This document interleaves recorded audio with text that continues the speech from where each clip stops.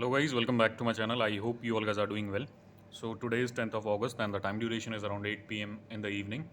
So today I'm making this video just for creating awareness. जी हाँ दोस्तों, आज मैं एक वीडियो बना रहा हूँ एक कुछ अवेयरनेस के बारे में आपको बात करनी थी। क्या अभी सिनेरियो चल रहा है पूरा वीएफएस का। तो जो मैंने स्कैम के बारे में आपको पहले बात कर रखा था, स्कैम बहुत ज़्यादा हो रहे हैं अभी, और ये भी एक अवेयरनेस वीडियो ही है। किसी के थ्रू भी आप अपॉइंटमेंट बुक ना करें।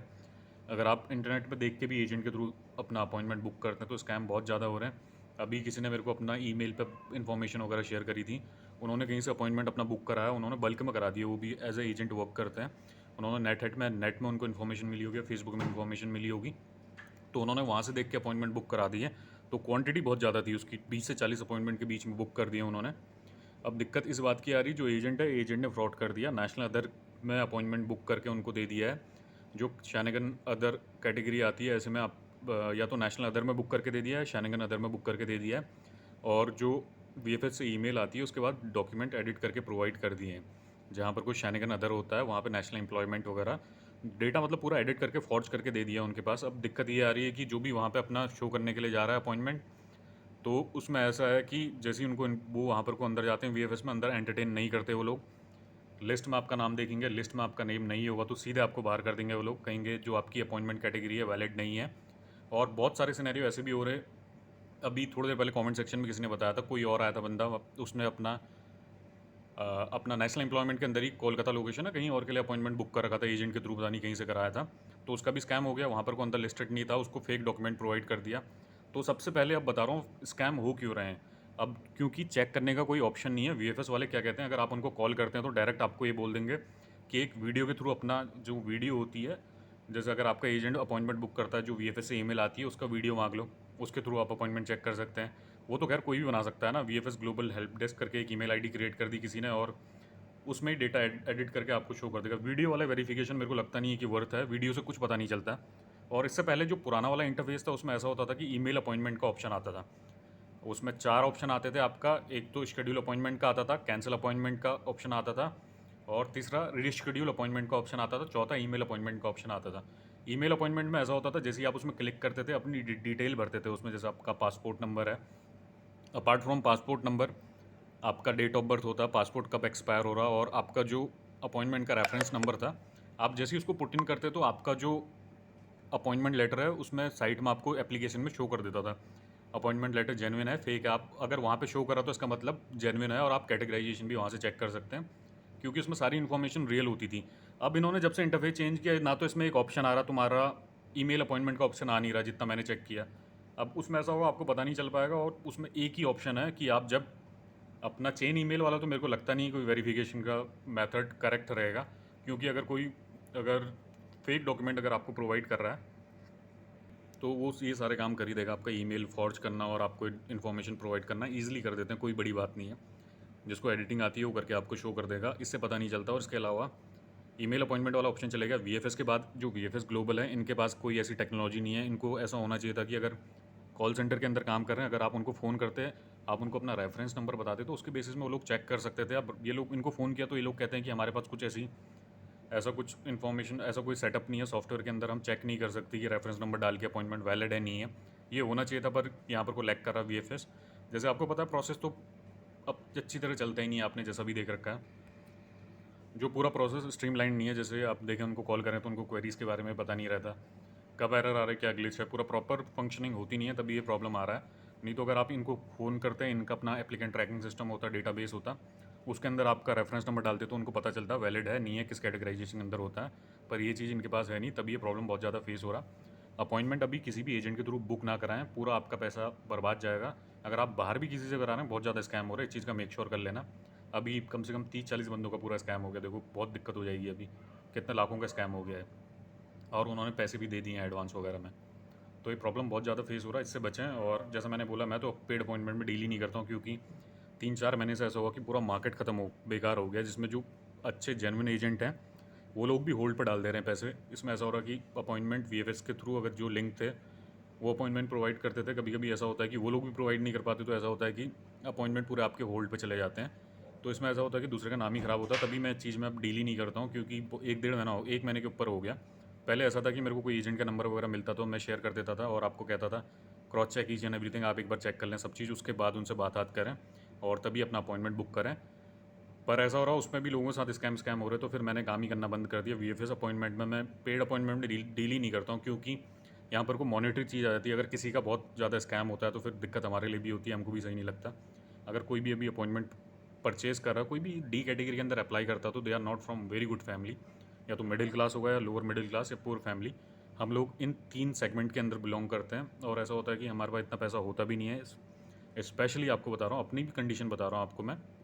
दिक्कत ऐसा होता है कि हम लोग अगर या तो हमने सेव करा है 2-3 साल से पैसा, तभी इसमें प्रोसेस में लगा रहे हैं हम लोग, या फिर ऐसा होता है कि हम किसी से उधार लेके पैसा लगाते हैं। ऐसा लगता है कि हमको वीज़ा आ जाएगा, फिर हम बाहर जाएंगे, उसके बाद हम उसका वापस कर देंगे।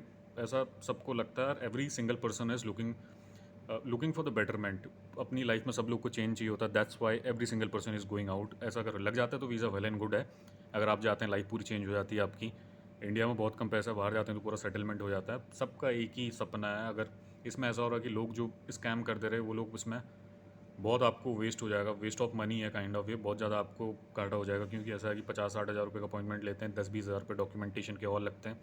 नॉर्मली बताता हूँ आपको, जो अभी कॉस्ट क्या चल रहा है पूरा, 50 से 60 हज़ार रुपये आपका एजेंट ले लेता है, जो आपको अपॉइंटमेंट प्रोवाइड करता है। 60 हज़ार रुपये की अपॉइंटमेंट आती है आपकी। 20 हज़ार रुपये आप इंश्योरेंस, डमी टिकट और सारा डॉक्यूमेंटेशन में 80 हज़ार रुपये हो गया आपके। 10 हज़ार रुपये अगर आप कहीं और से कम्यूट का चार्जेस लग जाता है, 90 हज़ार रुपये का आपका पूरा। इधर पे अगर पेड अपॉइंटमेंट के थ्रू अपॉइंटमेंट बुक करते हैं तो आपको इतना पे करना पड़ता है। Just give me a moment, I think I am facing some short of issue with the system. 90 हज़ार रुपये आपके पूरे लग जाते हैं। इसके बाद भी श्योरिटी होती नहीं है कि आपका की अपॉइंटमेंट आपको वीज़ा मिलेगा ही। इसमें ऐसा है कि 98-95% चांसेस हैं कि आपका रिजेक्शन आएगा इसमें, क्योंकि प्रोसेस ऐसा चल रहा है। 100 में से अगर 90 लोगों को भी अपॉइंटमेंट 10 लोगों को वीज़ा मिल जाता है तो कोई अच्छा रेशियो नहीं है मेरे अकॉर्डिंग। अगर देखें 90 लोगों को तो खैर प्रॉब्लम फेस ही होगा, वीएफएस लोगों का फ़ायदा ही होता है क्योंकि फ़ीस जाएगी उन पर। 90 भी नहीं, 1 लाख रुपये का प्रोसेस पड़ेगा आपको सारा। 7 हज़ार रुपये आपको उसकी फ़ीस भी तो देनी पड़ती है, अपना वीएफएस की फ़ीस भी देनी पड़ेगी, वहाँ वीज़ा की फ़ी देनी पड़ेगी। इसके अलावा आपको 3-4 हज़ार रुपये अगर आप कुरियर फैसिलिटी ऑप्ट करते हैं, 12 हज़ार रुपये प्रीमियम सर्विस लेते हैं, 1 लाख के ऊपर का प्रोसेस पड़ जाता है आपको। इससे बढ़िया ऐसा करें, अगर 1 लाख रुपये आपका लग भी गया तो अगर आपको मैनुअल अपॉइंटमेंट मिलता है 800-900 रुपये का, तभी इसको परचेज़ करें। उसमें 10-20 हज़ार रुपये देके आप एक्स्ट्रा रिस्क ले सकते हैं। जैसे आपको 874 रुपये का अपॉइंटमेंट मिल जाएगा, 970 रुपये का अपॉइंटमेंट मिलेगा, तो उसमें आप 10 हज़ार रुपये आप मान के चलो आपका इंश्योरेंस का लग गया। 10-20-25 हज़ार रुपये अगर आपके उसमें लगते हैं तो आप 25 हज़ार रुपये, मेरे को लगता नहीं है अगर किसी ने लाख रुपये खर्च करें तो 25 हज़ार रुपये खर्च कर सकता है। अपार्ट फ्रॉम दैट अदरवाइज़ आप मेरे को, अगर आप 1 लाख रुपये अगर पूरे लगा रहे हैं तो मेरे को लगता नहीं है पेड अपॉइंटमेंट अभी के टाइम पे वर्थ है। थोड़ा वेट कर लें, मैनुअल मिलता है तो सही है। अदरवाइज़ 1 लाख रुपये जो आपके हैं उससे आप यूएई चले जाएँ, कहीं और का टारगेट करें, क्योंकि यूरोप का भी सीन बेकार है। कहीं भी अगर आप वीएफएस के थ्रू अप्लाई करते हैं तो सिचुएशन सेम ही चल रही। इटली, पोर्चुगल और पोलैंड के लिए बात करें, जर्मनी के लिए बात करें, तो आपको पेड अपॉइंटमेंट परचेज़ करना ही पड़ता है। स्लॉट्स बहुत लिमिटेड ओपन होते हैं, बुक करना बहुत मुश्किल होता है। और बाकी स्टूडेंट वीज़ा वालों को बोलूँगा कि आप मैनुअल चेक करें, मैनुअल अपॉइंटमेंट ओपन होते हैं। आप लोगों को कोई परचेज़ करने की ज़रूरत है नहीं, ये बहुत महंगे अपॉइंटमेंट है, 40-50 हज़ार रुपये की। और अगर आप स्टूडेंट वीज़ा वालों को बोलूँ कि मैनुअल अपॉइंटमेंट ओपन होते ही अगर वो पूरा 1 हफ्ता भी अगर पूरा टाइम लगा के देखते हैं तो अपॉइंटमेंट उनको ईजिली मिल जाएगा। क्योंकि स्टूडेंट वीज़ा के लिए ऐसा होता है, स्लॉट्स डिफरेंट इंटरवल में ओपन होते रहते हैं। और जो वर्क वीज़ा वाले हैं थोड़ा होल्ड पर रह लें, अभी अपनी प्रोफाइल को होल्ड पर रख लें, क्योंकि अभी फ़ायदा है नहीं। स्कैम या तो आपके साथ, अगर इसके बाद भी सबसे वर्स्ट कंडीशन तब हो जाती है आपकी, आप 50-60 हज़ार रुपये किसी एजेंट को देते हैं, फिर आपके साथ स्कैम हो जाता है। That is the worst process. और उसके बाद फिर आप बहुत लॉस ही हो जाएगा काइंड ऑफ। आपका इंश्योरेंस खरीदा होगा वो भी बर्बाद जाएगा, आपका ट्रैवल इंश्योरेंस भी आपका बर्बाद जाता है अपना। इसके अलावा आप डमी टिकट परचेज़ करते हैं वो भी आपके बर्बाद जाते हैं, डॉक्यूमेंटेशन करते हैं वो भी खाली होता है, कम्यूट चार्जेस आपके इतने पड़ जाएंगे। तो मेरे अकॉर्डिंग तो अभी आप किसी पेड अपॉइंटमेंट के थ्रू अपना पेड फॉर्म के थ्रू अपॉइंटमेंट बुक ना करें, क्योंकि पूरा स्कैम है, और इस चीज़ से बचें। आने वाले लोगों को भी कहता हूँ कि अगर आप कोई भी देख रहा है इस वीडियो को तो पेड अपॉइंटमेंट अभी परचेज़ ना करें, थोड़ा रुक जाएं। अगर आपको ऐसा कोई फ़ायदा नहीं है अभी पेड अपॉइंटमेंट लेने का, इतना टाइम रुक गए आप, लाख रुपये 70-80 हज़ार रुपये का आपका जो भी वर्क परमिट है 1 लाख रुपये का है, तो अब आप कुछ नहीं कर सकते हैं इसमें। अगर आप 1 लाख रुपये अपने और बचाना चाहते हैं तो अभी अप्लाई ना करें। मैनुअल मिलता है आपका 970-800 रुपये का, तो तभी बुक करें। अदरवाइज़ टारगेट यूएई और सम अदर लोकेशन जहाँ पर आपको श्योरिटी होती है, लाख रुपये दे के आप 60-70-80 हज़ार रुपये जो प्रोसेस होता है उसके बाद आपको अपॉइंटमेंट, आपका वीज़ा लग ही जाता है। ऐसी जगह जाएँ, क्योंकि यूरोप का जो प्रोसेस है बहुत बुरा हो रहा है डे बाई डे, जैसा देख रहा हूँ वीज़ा सक्सेस रेशियो बहुत कम है, और कोई पैसे भी लगाते हैं तो अब पूरा वेस्टेज ही है। तो इस चीज़ का मेक श्योर करें। और इसके अलावा मेरे से कोई इन्फॉर्मेशन वगैरह ना पूछें कि पेड अपॉइंटमेंट का क्या सिनेरियो है। और अगर आप मेरे को कुछ अपना अपॉइंटमेंट लेटर भी भेजते हैं तो मैं भी चेक नहीं कर पाऊँगा, क्योंकि कोई इसमें प्रोसेस है ही नहीं। कोई भी फेक डॉक्यूमेंट आप कोई अगर आपका एजेंट आपको एडिट करके डॉक्यूमेंट भेज रहा है तो जेन्युइन ही लगता है। अगर मैं भी चेक करूँगा तो मेरे को जेन्युइन ही लगेगा वो।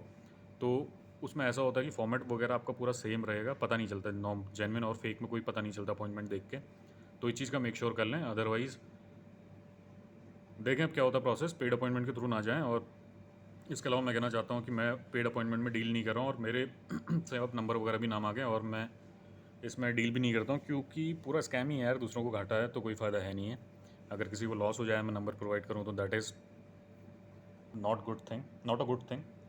या तो फिर अपने को कोई पैसा मिल रहा होता तो बात अलग है। अपने को भी पैसा मिलता तो ऐसा पैसा नहीं चाहिए भाई, किसी का स्कैम हो के किसी के दुख का पैसा नहीं चाहिए वैसे। और काम वाम तो मैं ऐसे करता हूँ नहीं वैसे। मैंने और जो प्रोसेस का भी है वो भी नहीं कर रहा हूँ आजकल, मेरे को टाइम वगैरह होता है नहीं। अगर कुछ इन्फॉर्मेशन वगैरह आती है तो मैं आपको प्रोवाइड कर दूंगा, otherwise be aware of these kind of scams.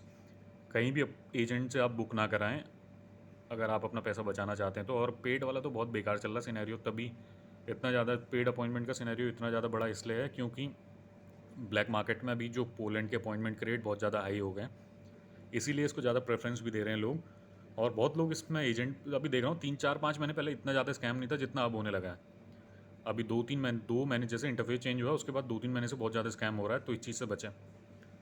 और इतना ही इन्फॉर्मेशन आपको प्रोवाइड करनी थी। मेरे को लगा कि आपको न्यू अपडेट जो भी आया वो प्रोवाइड कर दूँ, तभी आपसे इन्फॉर्मेशन शेयर करी। एंड तो अगर कुछ क्वेरीज वगैरह होंगी प्रोसेस रिलेटेड तो आप मेरे को रीच आउट कर लें, मैं आपको इन्फॉर्मेशन प्रोवाइड कर दूँगा। Thank you guys, have a nice day.